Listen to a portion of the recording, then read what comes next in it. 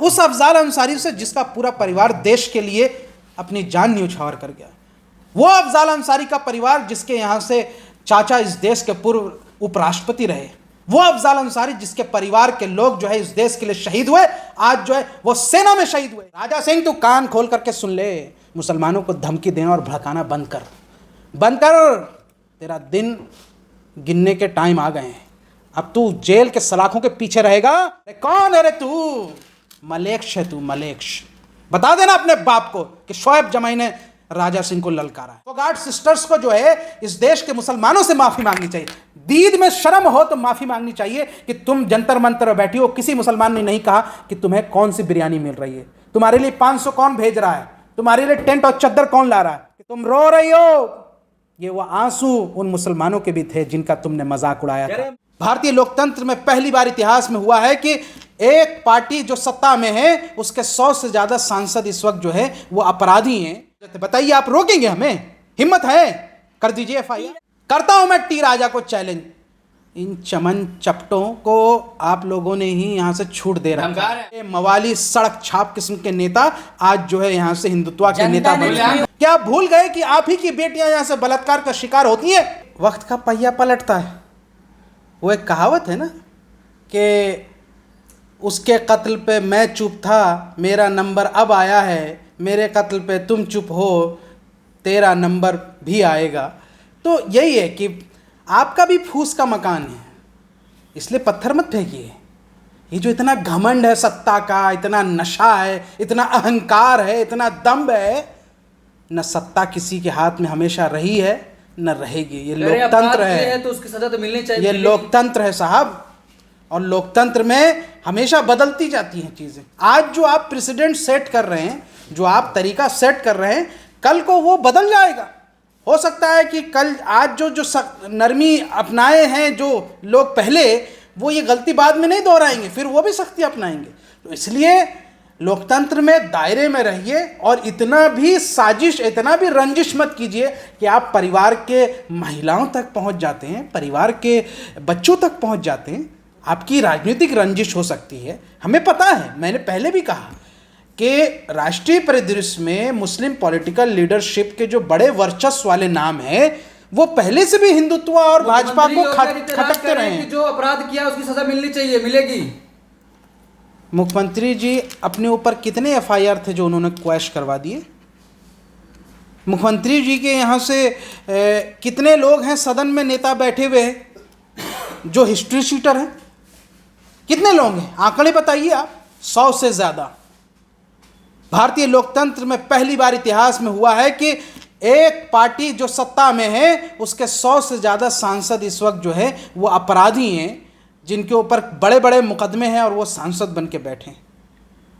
जिन अपराधियों का washing powder Bhajpa में सब कुछ धुल के आ जाता है, वो आपके लिए तो यहाँ से बहुत चमकने लगता है, लेकिन बाकी उर्दू नाम वाले जो हैं वो आपको नहीं। मैं आपको इस पर एक छोटी सी थोड़ा एक जिंगल बना देता हूँ कि washing powder Bhajpa, washing powder Bhajpa, दूध सी सफ़ेदी कुर्ते में आए, अपराधी बलात्कारी सब धुल धुल जाए, वॉशिंग पाउडर भाजपा।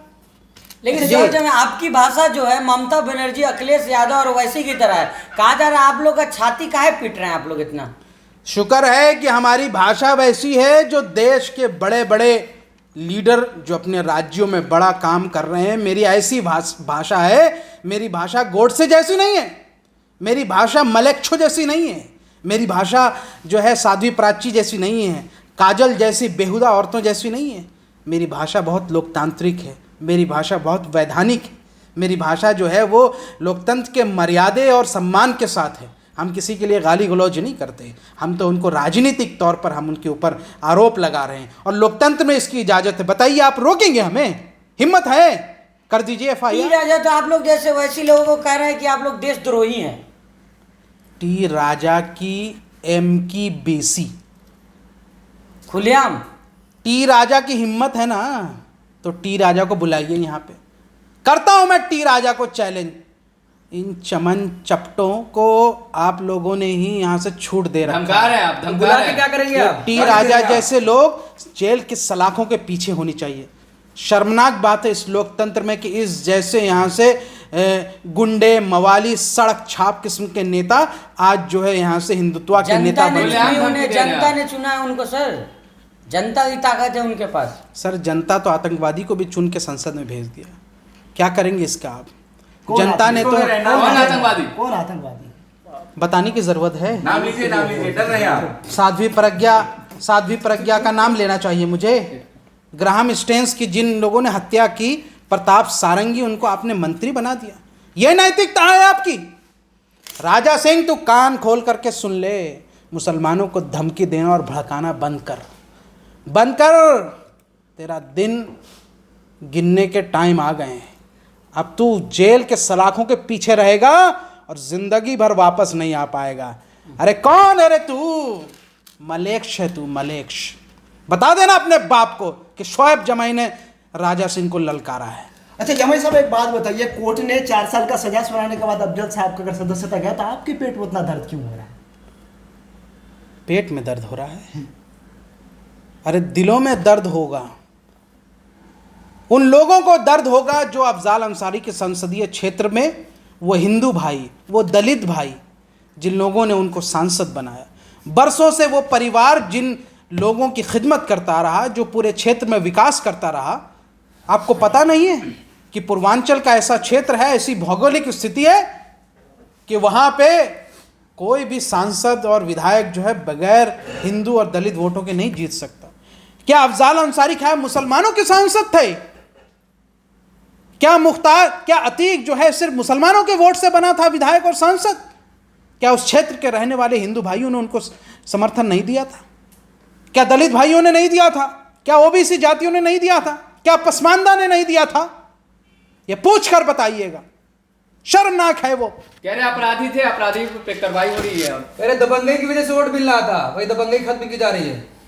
असल में यही दिक्कत है कि मुस्लिम नाम वर्चस्व वाले जो बड़े लीडर हैं, चाहे आज़म खां हो, चाहे वो अफजाल अंसारी हो, चाहे वो शहाबुद्दीन हो, या ये सारे लोग हमेशा से इनके लिए खटकते रहे और इन्होंने प्लान बनाया कि एक एक करके निपटाना है।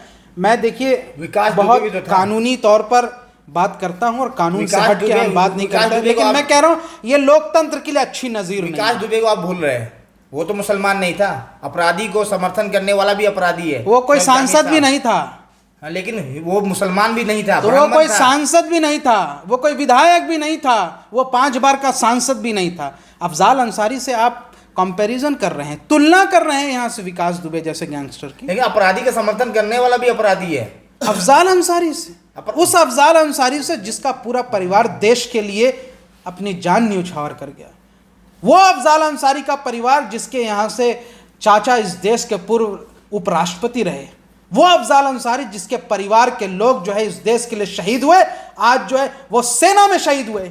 जो लोग ये समझते हैं कि आज हमको देशद्रोही कह रहे हैं क्योंकि हम सरकार के खिलाफ खड़े हुए, हमने सड़कों पर 102 दिनों तक संघर्ष किया सरकार के गलत फैसले और नीति पर, तो आपने हमारा मजाक उड़ाया, आपने हमें देशद्रोही कहा। और हमने कहा था कि नंबर आपका भी आएगा, और आया। जब किसान आंदोलन हुए तो उन किसानों को देशद्रोही और गद्दार कहा गया। हम फिर भी गए उनके समर्थन में। जिन किसानों ने हमको कहा था, हम फिर भी उनके समर्थन में, क्योंकि हमारा ज़मीर नहीं मानता। हम सही और गलत में फैसला लेते, हम भूल जाते हैं।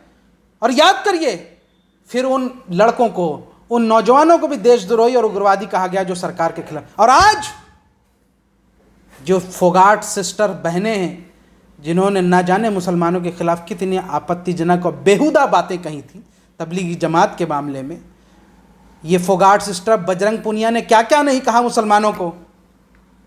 हमेशा यहाँ से सरकार की चाटते रहे ये लोग, और आज जब इन पे पड़ाई है तो आज रो रहे हैं। फिर भी हमारे मुसलमान वहाँ उनको समर्थन देने गए, क्योंकि हम नैतिकतावादी लोग हैं। इस्लाम हमको यहाँ से गलत और सही के बारे में फैसला लेने की सिखाता है। और सुन लीजिए एक बात, ये शर्म करें फोगाट सिस्टर्स, और एहसास करें अपनी गलतियों का। कितनी बड़ी बात कह रही हैं, एक ओलंपियन, हमारे देश के ओलंपियन, आपने जो किया हमारे देश के लिए गर्व की बात। लेकिन जो आपने सामाजिक और राजनीतिक तौर पर किया वो बहुत शर्मनाक और बहुत घटिया और बहुत गंदी बात थी। आपको माफ़ी मांगना चाहिए। फोगाट सिस्टर्स को जो है इस देश के मुसलमानों से माफ़ी मांगनी चाहिए। दीद में शर्म हो तो माफ़ी मांगनी चाहिए कि तुम जंतर मंतर बैठी हो। किसी मुसलमान ने नहीं कहा कि तुम्हें कौन सी बिरयानी मिल रही है, तुम्हारे लिए 500 कौन भेज रहा है, तुम्हारे लिए टेंट और चद्दर कौन ला रहा है। किसी मुसलमान ने कहा क्या? नहीं कहा। तुम आज सरकार के खिलाफ खड़ी हो रही हो, तुमको भी देशद्रोही कहा जा रहा है, लेकिन मुसलमान तुम्हारे समर्थन में आ गए। याद रखो, सबका नंबर आएगा। जो बिल्किस बानो के केस में खड़े नहीं हो सके, जो बिल्किस बानो के बलात्कारियों का समर्थन कर रहे थे, जो जम्मू में यहाँ से कठुआ में उस बच्ची के बलात्कारियों का समर्थन कर रहे थे, आज वो हमसे उम्मीद करते हैं कि जब उनका बलात्कार हुआ, जब उनका शोषण हुआ, तो हम उनका समर्थन करें।